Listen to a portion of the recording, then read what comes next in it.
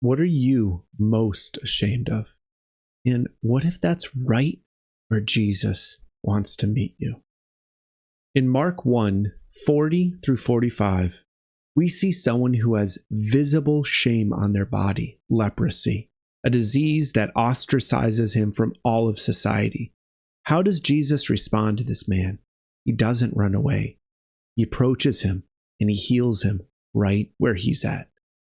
In order to study how Jesus interacts with this man and how it can apply to our lives, we're going to first be reading the text from the ESV. Then we're going to be identifying keywords, concepts, ideas that we might want to study a little bit more deeply. We're going to look at ESV study notes and some commentary in order to study those concepts and ideas more deeply. We're going to be looking at the original Greek in order to identify keywords and ideas that we want to understand just a little bit better. And finally, we're going to put all that together to come up with an answer to the question, how will Jesus interact with me when I bring my most shameful parts of who I am to him? He heals me. So today we're going to be using the ESV Study Bible for our reading and our study.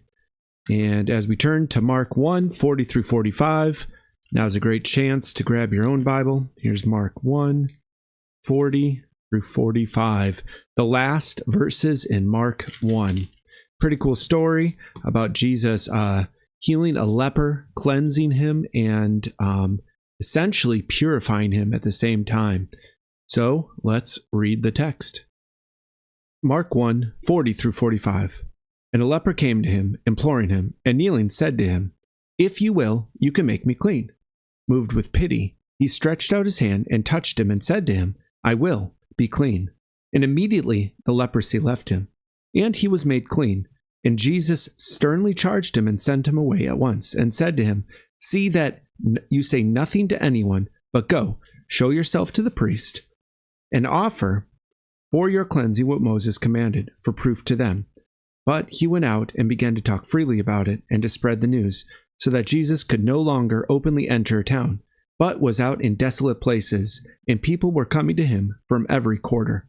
This is the word of the Lord. All right, so like usual, anything that is unclear, we're going to use blue for. Anything that is important, like big ideas, verbs, repetition, we're going to use yellow for. And then anything that's cool, but probably not primary or trivia level, we're going to use green for. The main question we're trying to answer is, why does Jesus heal this leper? And what does that have to do with Jesus healing my own shame? So first we see the word leper in Mark 1:40 through 45. That's an unclear word. We should check that out. If we don't know quite what it means that he was imploring or kneeling, this seems important, or at least interesting. I would say that leper is critical, and that imploring and kneeling are both green. Cool to look at, cool to understand, but maybe not critical to our understanding. Then the leper says, "If you will, you can make me clean." And that's going to be a really important phrase, I think, because then Jesus says, "I will," and then be clean. So there's repetition here.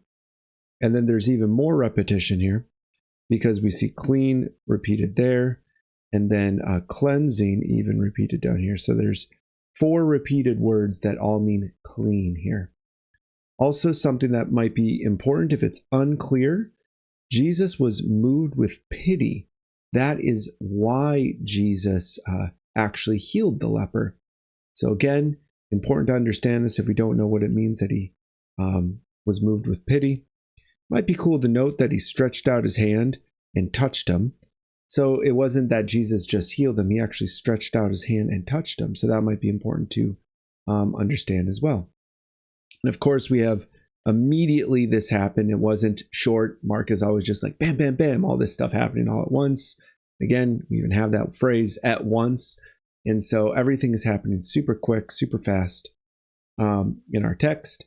And then we have the fact that Jesus says to not say anything to anybody. So see that you say nothing to anyone. And so what's happening here is Jesus is telling him, don't say anything to anyone, but he goes out and he talks freely about it, and he spread the news. And what happened as a result of this man, this leper, not listening to Jesus, is Jesus could no longer openly enter a town. It's kind of a bummer there. The next kind of interesting point, Jesus says, see to it that you are cleansed and give what Moses commanded for proof to them. So you're supposed to show yourself to the priest and offer what Moses commanded. And so if that shows up again, that might be interesting. So some of the questions we might have now are, what does it mean to be clean? What exactly is leprosy? Why does Jesus tell him to go to a priest? And why can't he go into town? What's with all this secrecy and weirdness about that? So those are some of the questions. But the main question we have is, why does Jesus heal this man at all? And what does that have to do with Jesus healing my own shame? Let's check it out. All right, now we're going to take a look at these study notes down here for verses 40 through 45. There's also a few more down here. We're going to put them up on the screen, though, for you so we can look more closely at them, mark them up, and also look at David Guzik's commentary on leprosy. All right, let's check it out. So here are the study notes from BlueLetterBible.org for the ESV Study Bible and BlueLetterBible.org for David Guzik's commentary. Those are the two places that I got these comments from. The first comment is from the ESV Study Notes. It's Mark 1:40. It says a leper is ceremonially unclean, big deal. An outcast, he's financially and socially isolated and is dependent on charity. Let's check out what David Guzik says about these lepers. So here we are in David Guzik's commentary. We read that leprosy begins as red, small spots on the skin. Before too long, they get bigger, they start to spread. They go from first to the head, then even the eyebrows. Things get worse. Fingernails and toenails become loose. They start to rot, eventually fall off. It's a super painful thing, and it's really kind of gross. But as horrible as the physical suffering was, the worst part of having leprosy might have been the way that people treated a leper. Basically, they were forced to say unclean, unclean wherever they went, and it's not because leprosy was highly contagious. It was because God used this disease as a striking example of sin and its effect on us. That means that in Jesus' day, if you had leprosy, you were the walking dead, and people believe that you deserve this because it's the punishment of God against you. That is what it means to be a leper. And so when Jesus approaches the leper and reaches out to touch him, something crazy is happening. Mark 1:41 through 42, the phrase touched him is important because instead of the leper making Jesus unclean, Jesus' touch actually makes the leper clean. And Jesus would normally become unclean if he was just a man. However, his cleanliness, his holiness is given to and passed on to the leper. He heals the leper and he heals him spiritually as well. Pretty awesome, because that means Jesus can reach into our lives, into the most shameful parts of our lives, and heal us where we're most ashamed, most grimy, most dirty. He wants to heal those darkest spots of your life, the most hidden areas. Pretty cool. And so then Jesus tells him, say nothing. This is Mark's first report of Jesus telling a healed person not to say anything. He tells that a bit. Jesus does, however, say, you're not supposed to show yourself. You're supposed to show yourself to the priest so that you can become ceremonially clean. That leper was ceremonially unclean, but now that he's healed, he can get back into society and be reintegrated. Pretty cool. Jesus is also upholding Old Testament law here. And the fact that he tells him not to tell anyone actually turns on its head here, because then the person does go and tell everyone, and then Jesus can't enter into towns that he wanted to enter into. So finally, Mark 1:45, the people often miss the true purpose of Jesus' ministry by focusing too much on his miracles, right? And so Jesus didn't come for fame, didn't come to do miracles, didn't come to cast out demons. He came to preach the good news that the kingdom of God is at hand.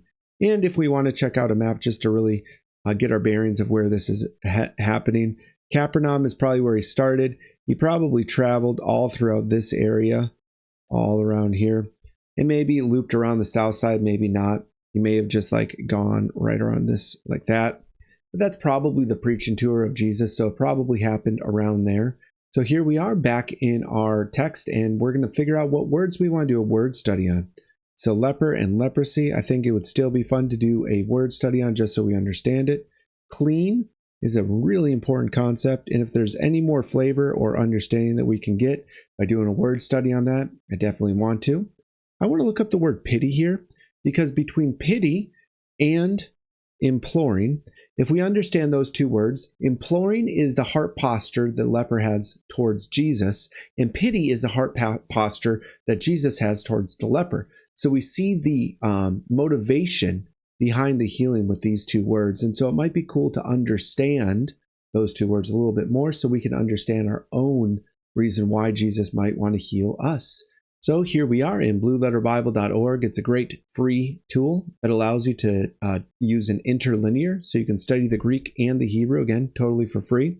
And you can also have access to commentaries like David Guzik's commentary and the ESV study notes.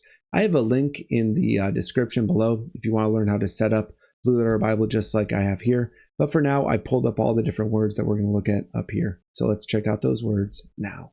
The first word we're going to be looking at is leper or lepros.